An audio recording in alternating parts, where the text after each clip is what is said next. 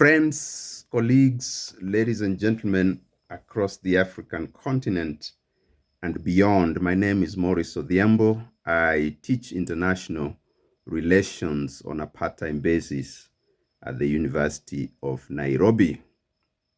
Tomorrow, I'll be joining the millions of Africans who will watch Mjadala Africa, which is basically the debate in the run-up to the election of the next chairperson of the African Union Commission. I am an observer of regional integration in Africa. I'm also an author, particularly within the East African community. Now, tomorrow's function is a special one because it opens up discussion and debate on a continental basis on Africa's continental integration, which is also informed by what we call the regional economic communities like ECOWAS, EAC, SADC, and others. Now, I want to pose questions around 6 themes, which hopefully will find their way into the debate. My first question is on the frameworks for continental integration.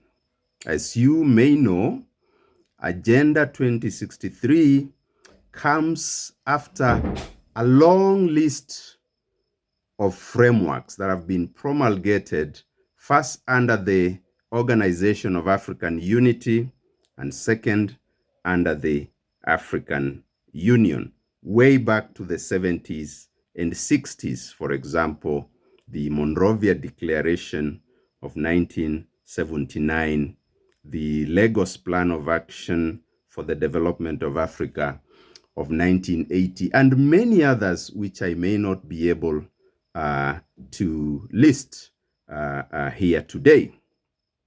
But my question to these potential leaders of the African Union Commission is, how then are we able to implement all these frameworks without having to continue producing new frameworks, which just becomes confusing to the African people? My second question is on the overall philosophy of Africa's integration. My observation from years of research is that the African continental integration project and the integration of the regional economic communities is based on a neoliberal philosophy, which does not seem to regard community building, identity building as a key component of integration. When the African Continental Free Trade Area was being launched, the United Nations Economic Commission for Africa, UNECA, went round speaking about that initiative. And when they came to the University of Nairobi and gave lectures, we asked them what the philosophical basis of integration in Africa is, because the one thing they kept talking about is the creation of a market of 1.4 billion people.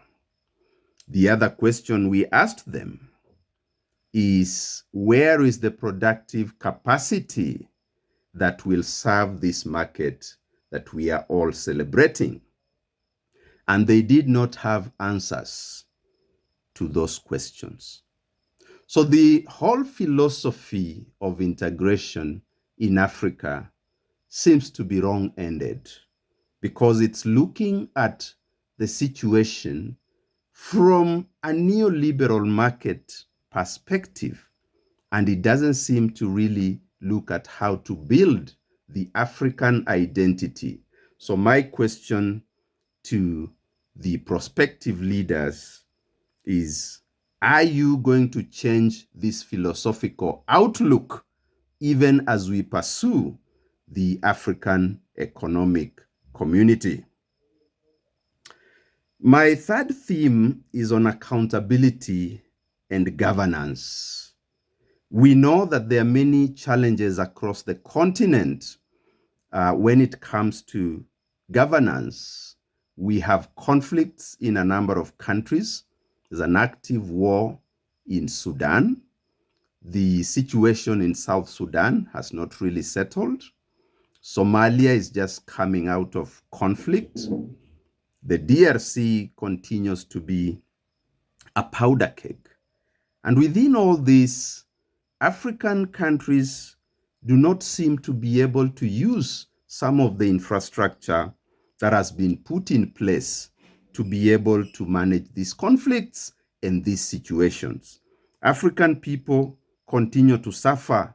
Thousands upon thousands are displaced and even killed in these conflicts. There is zero accountability to the African people.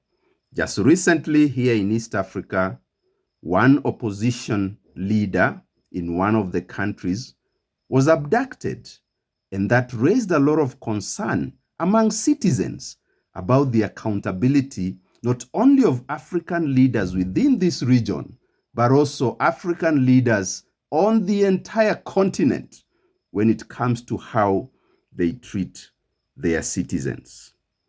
Number 4 is on sovereignty and the whole question of supranationalism.